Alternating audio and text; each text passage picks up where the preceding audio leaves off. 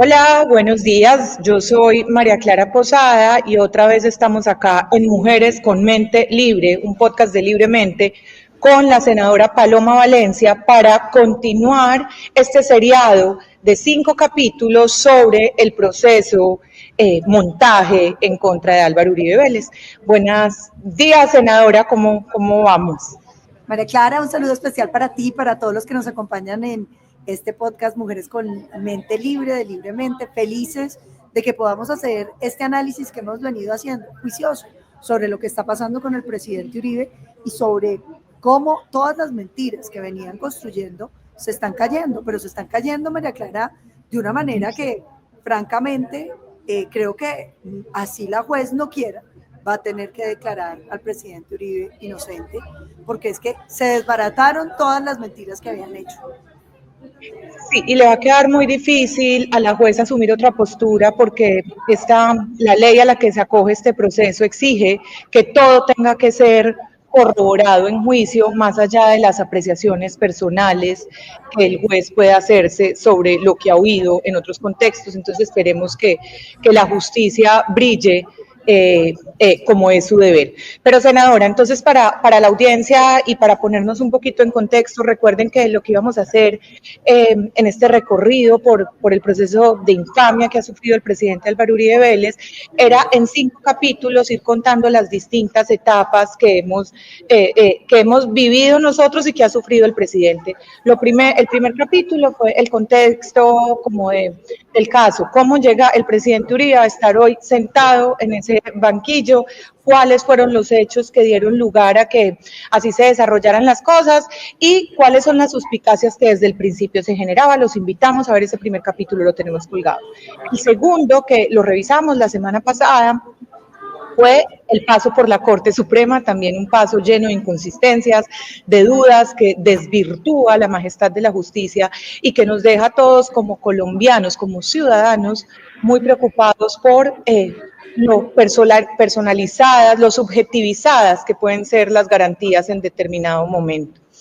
Hoy vamos a pasar, senadora, por las audiencias. Ya vamos a llegar al proceso en el que estamos hoy, pero vamos a revisarlo desde el punto de vista de los testigos de la Fiscalía. Un poco para todos los que nos están viendo, y recuerden esto es importantísimo porque los testigos de la Fiscalía, queridos amigos que nos están acompañando, son los que supuestamente dan credibilidad a la acusación, es decir, a que el presidente Uribe sobornó y trató de manipular los testigos. Entonces, estos testigos son, digamos, las pruebas duras que existen contra el presidente Uribe, que resultaron siendo muy gelatinosas, por no decir aguadísimas.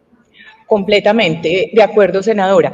Para que todos estemos como en la misma línea, recuerden que este sistema penal se parte como en 4 etapas. El primero es como la teoría del caso de la Fiscalía y sus testigos.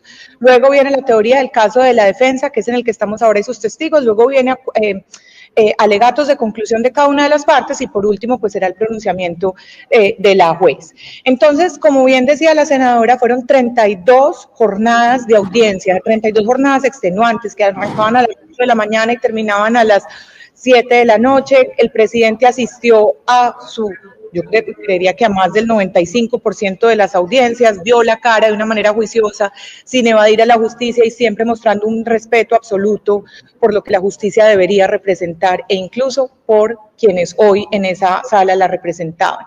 37 testigos pasaron y esos 37 testigos, como bien dice la senadora, y ya vamos a entrar entonces en materia, pues ninguno pudo decir nada que fuera favorable a la teoría del caso de la Fiscalía. ¿Cuál es la teoría del caso de la Fiscalía, senadora? Bueno, la Fiscalía lo que dice es que el presidente Uribe contactó a algunas personas que habían declarado contra él para obligarlos a rectificar la información, ¿sí? Y estamos hablando de 2 testimonios. Uno, el señor Monsalve, que les explicamos en uno de los capítulos anteriores que nuestra impresión es que ni siquiera fue paramilitar, que salió a decir que el presidente Uribe desde la gobernación más o menos conformó grupos paramilitares y le daba órdenes a los paramilitares. Lo curioso del testigo, que ya lo vamos a examinar de cerca, es que tuvo que terminar reconociendo que él no conocía al presidente Uribe. nunca había tenido contacto directo con el presidente Uribe. Y él se inventó el cuento de que es que él era el hijo del mayordomo de la finca Guacharacas. Lo que se le olvidó contarle a la justicia es que era mayordomo del papá cuando él ya, el presidente Uribe, no tenía nada que ver con la finca. Y el otro es un tipo Vélez, paramilitar, que está en una cárcel, que testificó contra Uribe y después salió a decir que es que le habían dicho que no, que sí, o sea, ha cambiado la versión muchas veces. Entonces dicen que unos de esos cambios de versiones se deben a que el presidente Uribe lo manipuló. Lo que se ha venido estableciendo, y yo creo que es lo que es muy interesante, es todo lo contrario. Es que el presidente Uribe contacta a estas personas porque empieza un rumor creciente, que fue el que nos llegó a mí, a él y a muchos miembros del partido, de que Iván Cepeda, senador, y en ese momento presidente de la Comisión de Derechos Humanos, estaba visitando las cárceles buscando testimonios contra el presidente Uribe o contra su hermano, y que ofrecía garantías de seguridad en asilos, mejores cárceles, abogados, incluso ayudas económicas a quienes dijeran la verdad. ¿La verdad cuál era? Que el presidente Uribe tenía que ser paramilitar. ¿La verdad cuál era? Que Santiago Uribe y su hermano eran paramilitares. Y para eso entonces sí, las ayudas eran humanitarias, tendientes a garantizar la verdad. Esta información de que estaban tergiversando empieza a llegar al presidente Uribe en varios canales. Y tal vez uno de los canales más importantes son los canales de Monsalve. Monsalve es este señor que les digo que dice que es hijo del mayordomo de Guacharacas, que entre otras el papá testificó, pero eso es materia de otro programa para que no se lo pierdan. Pero lo que sí es interesante es que este señor Monsalve tiene una esposa que se llama Deyanira. Y Deyanira ha sido una pieza clave en todo el proceso. ¿Usted cómo definiría, María Clara, Deyanira? Peligrosa, absolutamente. Es una mujer, la senadora de hecho tuvo que enfrentar ahí estoy demandada por Deyanira. Como ejercicio. Porque yo me atreví a publicar lo que sacó la revista Semana, que no lo saqué yo, lo sacó la revista Semana, que son informes de inteligencia, reales, efectivos de inteligencia, donde ¿qué dice? Que ella tiene un alias que se llama Chiqui, que su papá estaba profundamente vinculado con las FARC y que ella era médica de los comandantes, de algunos comandantes, y que andaba por allá. Coincide con lo que dijo la periodista Salud Hernández, que dice alias la Chiqui, la peligrosa, la temida guerrillera de un pueblo del que ella es, donde la gente la recuerda con temor, porque la temida guerrillera que me dice el artículo que incluso olvidó, obligó a la gente a ir al entierro de uno de los jefes guerrilleros para tratar de que hubiera un gran entierro, pero ahí están los informes de inteligencia que dicen Deyanira Sarmiento, alias Chiqui, médica de las estructuras delincuenciales de las FARC en los departamentos del Tolima y Cundinamarca. Así, el informe central de contrainteligencia militar, oiga, mire la fecha, María Clara, del 3 de noviembre del 2006. Y esta es la esposa de Monsalve. ¿Qué dijo ella? Mira los testimonios, María Clara. Senadora, ahí yo quisiera detenerme un segundo, y es que usted también fue víctima de ese ejercicio de la justicia como herramienta intimidatoria. Usted se atrevió a denunciar eso y entonces, ¿qué hacen? Se viene la justicia como un aparato opresor de las libertades, qué tristeza decirlo de esa manera, y le dice: usted no puede hablar de eso, porque a estos señores que están involucrados como testigos en contra de Álvaro Uribe Vélez, tenemos todo el aparato dispuesto para protegerlos. Entonces, volviendo a las audiencias, en las audiencias yo quiero que arranquemos como con los 4 testigos que eran las megaestrellas para la fiscalía, sin obviando a Iván Cepeda, porque Iván Cepeda hoy dice ser una víctima. Pero entonces, el primer testigo, Juan Guillermo Monsalve, no lo estoy diciendo en orden cronológico, sino digamos de importancia para la Fiscalía. Juan Guillermo Monsalve, de quien usted ya habla, la segunda Deyanira, a quien acabamos de describir, el tercero, Carlos Enrique Vélez, alias Víctor, y el cuarto, alias pintada.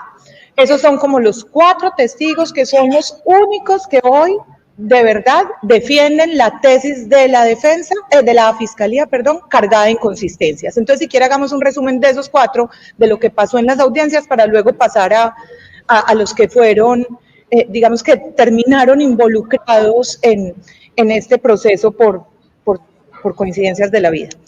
Yo arrancaría por Deyanira, porque yo creo que su testimonio fue muy impresionante. Lo primero es que Deyanira, pues, termina diciendo que es ella la que le entrega el famoso reloj con cámara y grabadora que tenía Monsalve. Y Deyanira dice, yo le mandé el reloj a través del abogado, el abogado de ellos, que se llamaba Héctor Romero. Héctor Romero supuestamente había entrado el reloj y le había enseñado cómo operarlo. Y una de las grandes preguntas es, recordemos esto, Monsalve declara contra el presidente Uribe y aparecen los canales de comunicación. Él empieza a mandar razones de que quiere rectificar esa información. Digamos que los 2 canales más importantes en este proceso se vuelven, uno, Pardo Hachi, compañero de celda de Monsalve, que es un tipo pues muy difícil porque fue el asesino del papá de la doctora Nora Puyana, que es la esposa del presidente Andrés Pastrana. O sea, no es pues alguien mansito, pero este señor resulta que pertenece a una familia muy conocida y manda razones que le llegan al abogado Lombana. Y ese es el primer canal. Y el segundo canal es el de Caliche, un amigo bandidito, amigo de Monsalve, que a través de Álvaro Hernán Prada, congresista del Centro Democrático y en el Consejo Nacional Electoral, le manda la razón de que Monsalve está desesperada, que él dijo mentiras, que porque Iván Cepeda le había prometido un montón de beneficios, pero que él quiere contar la verdad porque no le han cumplido. Y entonces esos son los 2 caminos. Resulta que cuando llega Diego Cadena, el abogado del presidente Uribe, a visitar a Monsalve, que había mandado las razones de que él quería rectificar, había toda una parafernalia ya lista. Dice que porque el abogado Cadena venía a extorsionarlo o a comprarlo para que él rectificara. Entonces, lo primero que quedó claro con todos los testimonios es que Cadena no buscó a Monsalve. Monsalve buscó contacto con los abogados del presidente Uribe. Por eso llega Cadena. Yo creo que este de es hecho, el primer hecho. Senador, perdón, interrumpo, el contacto que él buscaba no era con Cadena, el contacto que él buscaba era con Lombana y con Granados, quienes le dijeron al presidente que ellos, mejor dicho, ellos desde el principio del proceso siempre manifestaron como tener unas líneas rojas que no querían transgredir en su participación en la defensa. Y el presidente por eso en algún momento recurre a Cadena para que él vaya e investigue eso que se está cocinando eso en las los contamos. ¿Cómo llega Cadena donde el presidente? Que es a raíz de la visita que tiene que hacerle el presidente Uribe a Andrés Felipe Arias, que lo tenían en la cárcel en los Estados Unidos con los paramilitares. Entonces eso se los contamos en el capítulo anterior y es muy importante que lo tengan en mente, porque ¿qué es lo que pasa? Si realmente fuera Cadena el que está buscando a Monsalve, pues entonces Cadena pues llegaría allá, pero lo que es muy interesante de la trampa es que ya se probó que fue Monsalve el que hizo venir el abogado de Uribe. ¿Y qué es lo que es muy interesante? Que el señor ya tenía listo su reloj para grabar todo lo que le fueran a decir. Sí. La pregunta era, ¿quién le dio el reloj? ¿Y por qué tenía un reloj? O sea, ¿cómo sabe usted qué le van a decir desde antes de que lleguen, María Clara? Si no era claro, un montaje el que estaba organizando Monsalve. Y ahí que se ve reflejado en esos 4 testimonios. Lo primero es uno empieza a ver que hay una inconsistencia tras otra, ¿cierto? Porque al principio decía Deyanira que el abogado Romero sabía del reloj, el abogado Romero dice, yo no tenía ni idea que es un reloj. Interesante, ¿de dónde salió el reloj? Y entonces él dice, el abogado Romero dice, no, yo sí se lo llevé, pero yo nunca supe que eso era un reloj con cámara y micrófono. Y entonces la pregunta es, ¿de dónde sacó Deyanira ese reloj? ¿Quién se lo dio? ¿Por qué sabían que iba a llegar el abogado del presidente Uribe si no eran ellos los que lo estaban llamando? Claro, y lo intentan contactar de muchas formas, pero con todo y eso yo creo que al final lo que queda claro en esos 4 testigos es que, pues primero la historia de los 4 no coincide, la historia de los 4 no, por eso a muchos les impugnaron credibilidad. La historia de los 4 falla en los tiempos, falla en las versiones, falla incluso en la descripción que hacen de los hechos, ¿cierto? Los 2 últimos, Pipintá y Caliche, de alguna manera lo que hacen es respaldar corroboran la versión de Uribe. Caliche, ¿qué dice? Ah, no, a mí me cae bien Uribe, yo sí lo busqué a ver cómo le ayudaba, porque a mí Monsalve me había dicho que él quería rectificar. Y dice, los chats que han entregado no están completos, porque el señor sí me dijo que buscara a alguien de Uribe que él quería rectificar y yo me propuse ayudar. O sea, Caliche viene y corrobora exactamente lo que nosotros les estamos contando. Y es que efectivamente estaban buscando al presidente Uribe. Exacto. Y luego vienen entonces Pipintá y Víctor, que Pipintá y Víctor lo que hacen es decir, apalancarse en la versión de Monsalve para de alguna manera traer al proceso el hecho del vínculo del presidente Uribe con el paramilitarismo, que repetimos, no es el objeto de este proceso. El objeto de este proceso es la presión y el soborno a testigos, pero estos señores durante su intervención insistían en eso y obviamente con los interrogatorios y contrainterrogatorios pues dejaron ver que a la historia que ellos contaban les faltaba un pedazo. ¿Cuál es el pedazo? Como usted bien lo dice. Uno, que Monsalve sea el que los haya buscado. 2, Uribe haya dado, porque ninguno pudo decir que hubiese oído de Uribe directamente que mintieran, ninguno. Al final todos terminan siendo testigos de oídas. Que lo que el presidente Uribe decía siempre es que digan la verdad. Que digan la verdad. Y entonces, imagínense que ya les contamos eso, la corte dice, ah, no, es que él decía eso porque sabía que estaba chuzado. Claro. Pero entonces, como para ponerle orden, para los que no conocen tanto el proceso, como que entiendan, estos 4 testigos, que eran los testigos estrellas, se mantienen en la tesis de que el presidente estaba tratando de comprar conciencias, pero ninguno pudo decir, a mí me consta, ni siquiera Monsalve, porque Monsalve dice que él nunca habló personalmente con el presidente Uribe. Y cuando aparecen las ayudas con las que pretenden, ¿cuáles? Yo creo que para que entendamos todos, ¿cuáles? Vayamos por parte. Entonces, Deyanira y el abogado terminan por contradecirse, ¿sí? Nadie sabe bien cómo es nada, pero lo cierto es que el abogado está allá y dice, Deyanira dice, yo le mandé el reloj porque sabíamos que lo iban a manipular, y resulta que el abogado dice, yo no sabía. Cuando estuvo delante de abogado Cadena hablando sobre la posibilidad de que rectificara, dice, los abogados del presidente Uribe nunca ni lo presionaron ni le sugirieron decir mentiras. El abogado de Monsalve y de Deyanira, este señor Romero. Entonces vayamos al otro. Vélez. ¿Qué dijo María Clara? Bueno, Carlos Enrique Vélez, que es alias Víctor, alias Víctor ha sido, yo creo que una de las piezas más enredadas en este proceso, porque es un señor que ha cambiado de versión 4 veces y que es conocido.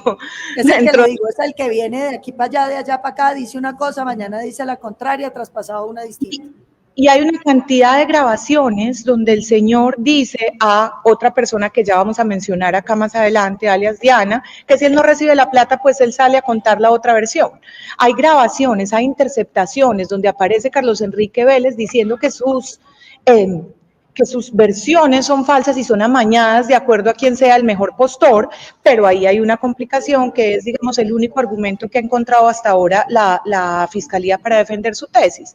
Y es que en todo este proceso, Cadena empieza a tener un vínculo con Víctor personal, pues le cogió cariño, me imagino, no sé, ya un vínculo más cercano, y Víctor empieza a contarle pues problemas que tenía familiares, un hijo enfermo, una novia que había dejado en embarazo, o no sé cuál era el problema que tenía con la novia, en fin, y Víctor y Cadena empieza a ayudarle por nada distinto pues a que le tenía algo de cariño y le dijo, bueno, yo le ayudo para que con esto saque a su hijo del hospital, yo le ayudo para que le dé a su mamá, pero nunca esa plata, incluso no lo pudo reconocer así Víctor, venía de parte del doctor Uribe, como él mismo lo llama. Y de hecho, hay grabaciones donde cuando el presidente Uribe se entera de que le han ayudado a Víctor, le dice a Cadena, yo no se lo hubiera autorizado. Lo único es bien importante. Pero que es muy importante también de Víctor.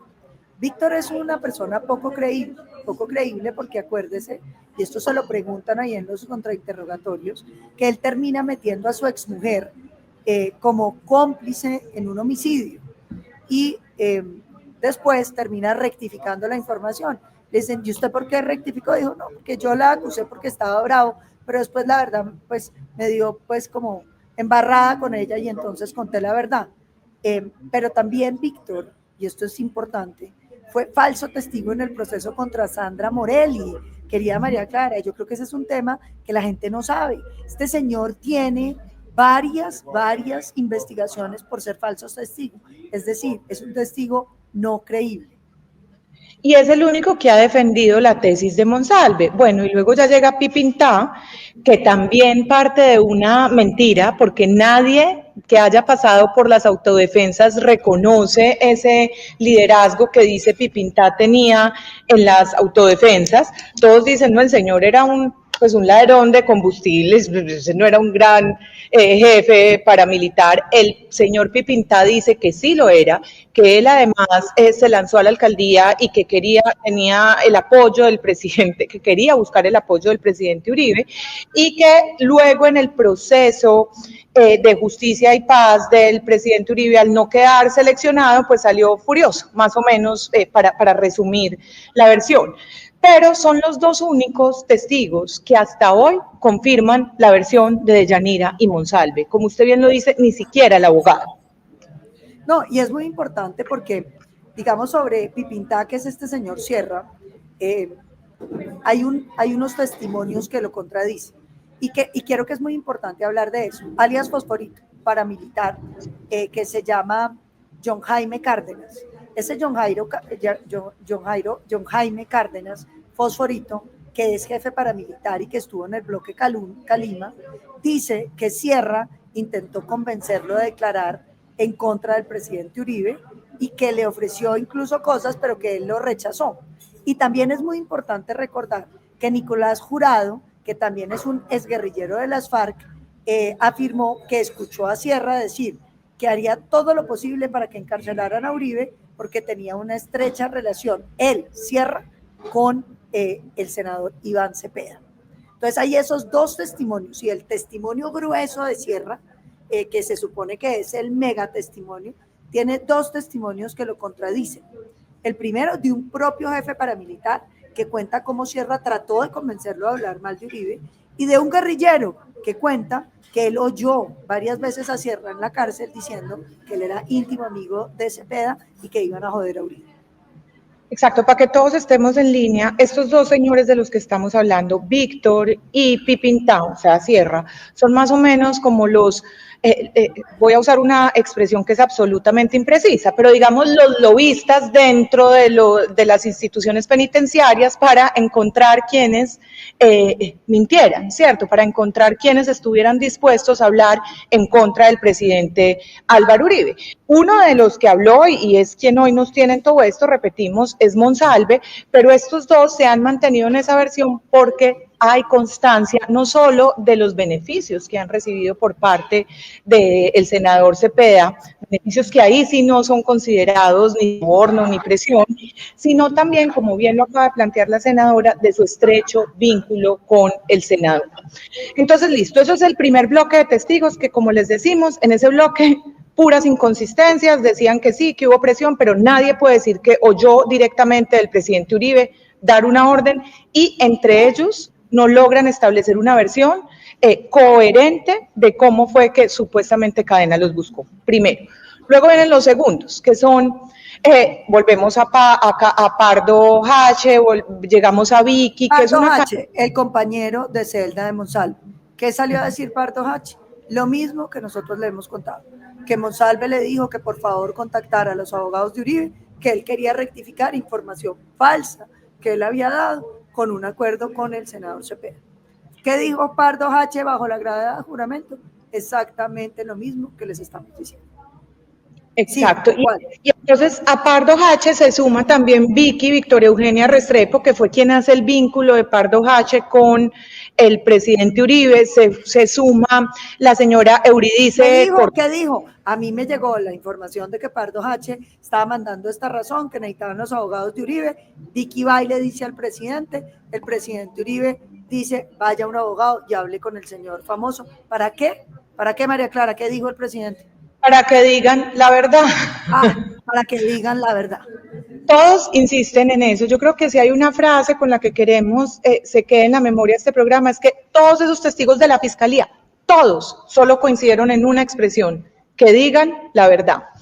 Entonces, como les decíamos, está en ese segundo bloque, que son los intermediarios, que al final lo que hacen es desmentir la versión de Monsalve, decir que en varias ocasiones Monsalve lo que había buscado era echarse para atrás porque no estaba recibiendo los beneficios que le había prometido Cepeda, y también dan cuenta de esa cantidad de estímulos indebidos que habían recibido los otros 4 personajes turbios que les planteamos al principio, es decir, Deyanira, Monsalve, Pipintá y Víctor, a cambio de mantenerse en esta versión. Ahí hay otra coincidencia, senadora, que tenemos que destacar, y es que todos coinciden en que estos 4 personajes, incluso ellos, pues han tenido varias reuniones, si bien recuerda la seña, varias reuniones con el senador Cepeda. 2 o 3, María Clara, 2 o 3 que no me acuerdo.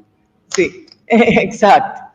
Entonces, ahí que vemos todas las inconsistencias reafirmadas por estos, que además salen a decir, la señora Vicky se veía descontrolada porque decía, yo de verdad es que no sé por qué estoy metida en esto, y ahí estaba, por cuenta de la manipulación que sí lideró Cepeda. Y ya viene el tercer bloque, que usted también lo anticipaba, senadora, y son estos delincuentes. Arranquemos por uno que es muy importante, que es el Tuzo Sierra, porque el Tuzo Sierra juega un papel fundamental aquí. El Tuzo Sierra es el que le dice a Andrés Felipe Arias en la cárcel, señores, aquí vino Piedad Córdoba e Iván Cepeda a ofrecernos beneficios para declarar contra el presidente Uribe. Entonces, ¿qué pasa ahí? Aquí viene una historia que es espeluznante. Andrés Felipe Arias termina preso en la cárcel con los paramilitares. Óigame eso, que eso es pues como de no creer.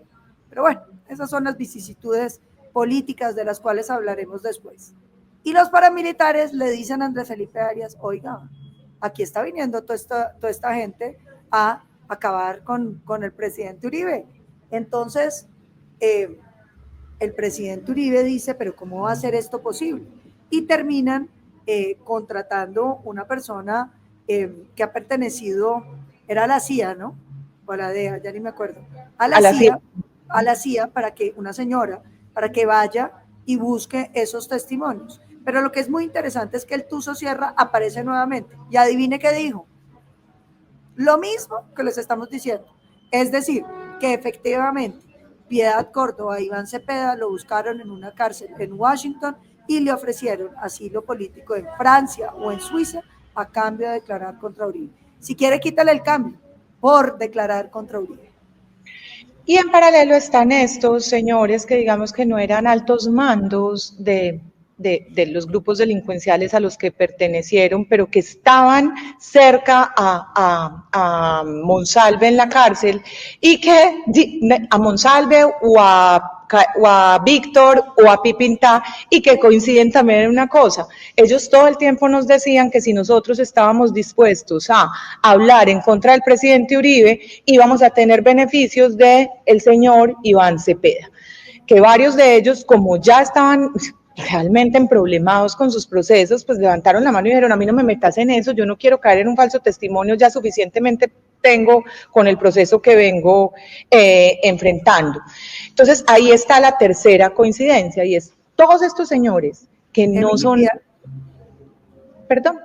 Todos estos señores que no son, que no están directamente involucrados con el proceso, pero que estuvieron cerca de los directamente involucrados, salen a decir, acá hay una coincidencia, el señor Iván Cepeda nos mandaba mensajes con estos señores, o por lo menos estos señores, así nos los decían, para mentir en contra del presidente Álvaro Uribe Vélez y recibir a cambio beneficios. ¿Qué es beneficio? Seguridad, mantener con buenas condiciones en los sistemas penitenciarios, sea no traslados o traslados para mejores sedes, y plata para su familia. Estamos de acuerdo en que esas fueron las tres. Vea, yo creo que aquí hay que dejarle, María Clara lo ha hecho perfectamente bien, hay que dejarle claro a los colombianos. La primera, el presidente Uribe no buscó los testigos. Los testigos se empiezan a buscar, no para que rectificaran, sino que se empiezan a recoger los testimonios de mucha gente que decía que les estaban ofreciendo beneficios por declarar en contra del presidente Uribe.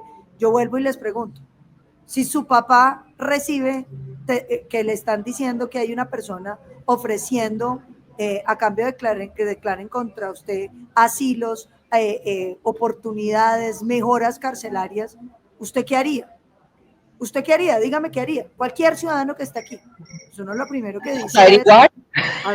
Usted manda usted pone una denuncia y dice, venga, este señor aquí, que dice que buscando la verdad, como uno busca la verdad con una oferta que no parece la búsqueda de la verdad para quien es un criminal. Cuando usted le ofrece beneficios a un criminal, pues usted dirá que es para resguardar la verdad, pero el criminal puede pensar, esto es una ganga que yo no puedo dejar pasar. Entonces, fíjese que lo que hizo el presidente es lo que haría cualquier persona, poner una denuncia diciendo, venga, este señor anda ofreciendo cosas para que la gente hable contra mí. Ahí aparecen entonces una gente que había hablado en contra del presidente Uribe, que dice, yo quiero rectificar. Y entonces en esta ola de toda esta gente diciendo, nos están buscando, el señor sale con la versión de, a mí me ofreció unos beneficios, Iván Cepeda no me los cumplió y yo quiero contar la verdad. Esa es la versión que llega. ¿Y usted qué hace si le llega esa versión? Pues manda un abogado. ¿Para qué? Para que el señor diga la verdad. Entonces, ¿cómo el presidente Uribe estaba manipulando los testigos si es que los testigos lo estaban buscando a él? Claro. Los supuestos testigos. Entonces, yo creo que esto es muy importante que tiene que quedar meridianamente claro. ¿Qué otra cosa, María Clara, para terminar? Ya para terminar, yo quisiera dejar como los 5 puntos y luego a que pasemos en 5 minutos, porque se nos extendió un poco el podcast, a los hechos escandalosos durante esas audiencias, ¿cierto? Pero las 5 cosas que quiero dejar claro. Lo primero, lo que usted dice, al presidente, o sea, le llega esa historia, entonces el presidente, por su abogado, que tiene un poder, averigua y interpone las denuncias correspondientes. Segundo, todos los testigos, todos sin excepción coinciden en algo. El presidente Uribe solo pidió una cosa, que se diga la verdad, es lo segundo. Tercero, todos los testigos también que hablaron, todos dicen que les habían dicho que Cepeda estaba recorriendo las cárceles y que les ofrecía a cambio de una versión unos beneficios, todos. En su gran mayoría, todos los extras llegaron a decir eso, y los 4 primeros pues tienen que dar cuenta de que han tenido o vínculo, y ese es el cuarto punto, o vínculo con Iván Cepeda o han recibido algún tipo de beneficio por parte de Iván Cepeda, que ya pues todos lo conocemos. Y quinto, sí, ese es un hecho claro. Iván Cepeda aparece siempre como alguien que se reunió con todo el mundo. Exacto, todos coinciden en eso no lo estamos inventando la senadora y yo, hay 32 audiencias en las que ustedes pueden revisar eso, por eso se los estamos como dividiendo. Lo que no se sabe bien cuántas reuniones fueron. Exacto. Y el quinto punto es, el presidente Uribe hizo lo que tendría que hacer cualquier persona, que es instaurar una denuncia y tener un abogado para ir a averiguar qué es esto que me están montando, ¿cierto? Luego le preguntó varias veces a la Corte, como ustedes supieron, pero bueno, ese ya fue tema del programa pasado, pero al final lo que queda claro es que todos dicen, nunca tuvimos contacto con el presidente Uribe, nosotros no conocemos al presidente Uribe, lo vimos por televisión, yo sabía quién era el presidente, pues porque era el presidente, pero ninguno es cercano al presidente como para estar cayendo en el riesgo que supone emitir un falso testimonio por alguien que ni siquiera han visto en su vida. Entonces, la defensa salió, digamos, airosa de esta primera etapa. La Fiscalía no pudo corroborar su tesis, pero de cualquier forma sí se vieron unas falencias muy desafortunadas en la forma en que se surtieron las audiencias. El primero, la senadora acá lo ha estado repitiendo 3 veces, hubo una comunicación que fue grotesca por parte de las víctimas, más bien no digamos las víctimas, de Iván Cepeda, con los testigos. ¿Cuántas veces se reunió? Terrible. Segundo, hubo, y qué tristeza decirlo así, senadora, pero creo que parte Dos de... cosas muy graves de la fiscal. Dos cosas muy graves de la fiscal. La primera, pasa al lado del abogado de las supuestas víctimas y le tira un papel. ¿Qué decía el papel? Nadie sabe, pero explíqueme por qué la fiscalía le está dando información a las supuestas víctimas. Esa grabación es muy impresionante. Y se le queda prendido el micrófono el día que fallece el Papa, que el presidente Uribe pone un tuit diciendo que ojalá su santidad le ayude a que la verdad prevalezca. Y la señora se empieza a burlar del presidente Uribe y a decir que qué tal el Papa le va a parar bolas y que no sé qué y que no sé cuántas, en un acto bastante complejo, ¿no, María Clara? Senadora, y súmele una tercera, que es ¿cuál es el objetivo final de la Fiscalía? Obviamente es que se encuentren los hechos que favorezcan su tesis, pero que se haga justicia. Y cuando vemos que la Fiscalía tienen un micrófono abierto, decir, yo no le había preguntado eso a la senadora porque respondió lo que no quería. ¿Qué pasó cuando le preguntó a la mamá de Víctor sobre la novia que tenía? La fiscal deja el micrófono abierto y dice, yo por eso no quería preguntar sobre Catalina, creo que era el nombre. Ahí que muestra que la fiscal lo que buscaba era compartimentalizar la información para que solo saliera a la luz las cosas que ella considera que favorecen a su teoría y no las cosas que se corresponden con la verdad. Una situación gravísima. Y tercero y último, senadora, yo creo ya para cerrar, y digo que qué importante que lo hagamos en un espacio como este que se llama Mujeres con Mente Libre y es a veces asumir, digamos, posturas difíciles, es el papel de la juez en la primera etapa del juicio fue un papel que no fue garantista, que no veló por los derechos de todas las partes involucradas en el proceso, sino que mostró tiene afán, ¿no? Ella tiene afán y ella lo único que le preocupa es, a uno le parece recordar el dicho que le atribuyen a los comandantes del general Mosquera durante la guerra, que decían, vamos fusilando mientras llega la orden. Exacto.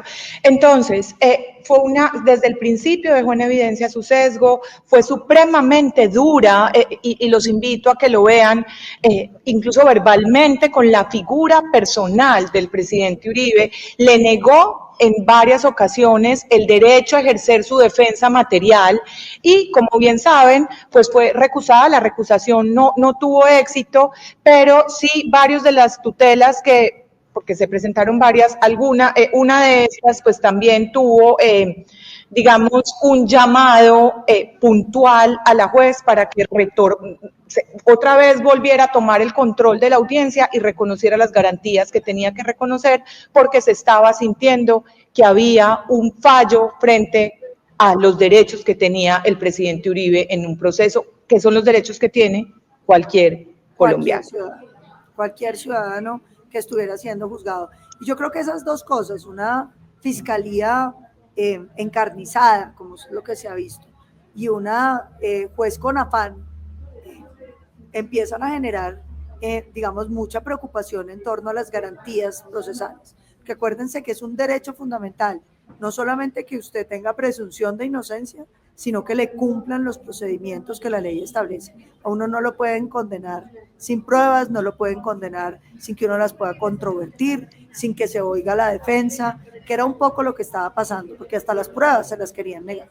Claro, le negaron varios testigos que después fueron reconocidos en esta tutela por el tribunal. Entonces, precisamente eso es lo que estamos diciendo. La juez que dejó ver un sesgo desde el principio, un afán, como usted dice, que buscaba más bien evitar la prescripción y no garantizar la justicia, que eso es riesgosísimo.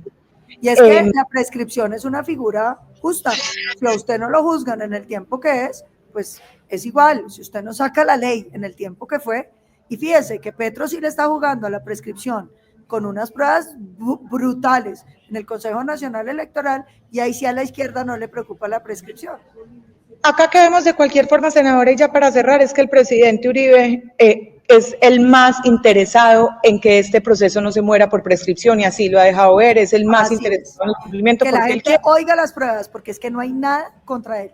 O sea, aquí quedamos, ya habiendo pasado los testigos, de la Fiscalía, y vamos a empezar en el siguiente para que ustedes vean los testigos de la defensa, que son demoledores.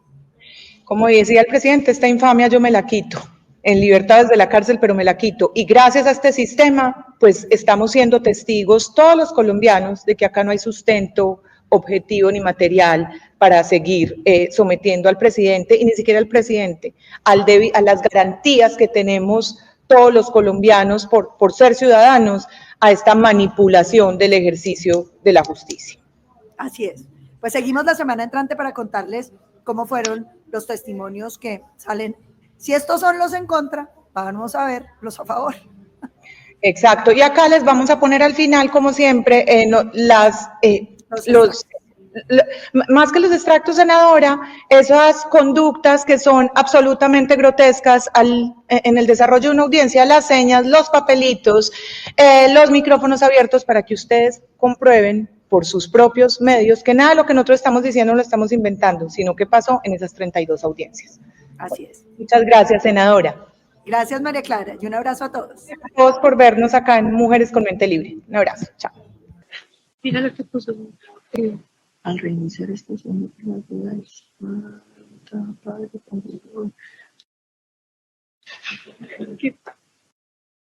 yo le estoy pidiendo al Papa que me ayude. ¿A quién le iba a hacer caso el Papa?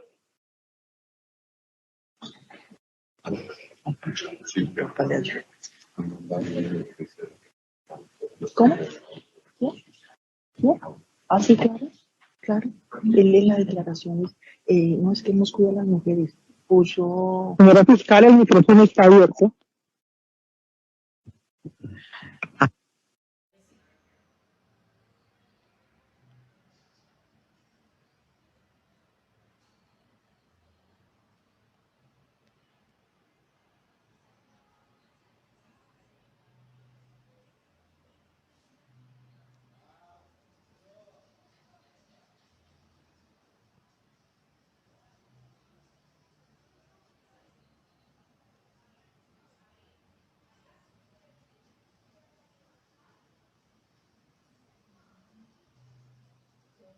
¿Sabe usted quién es la señora Daniela Paz?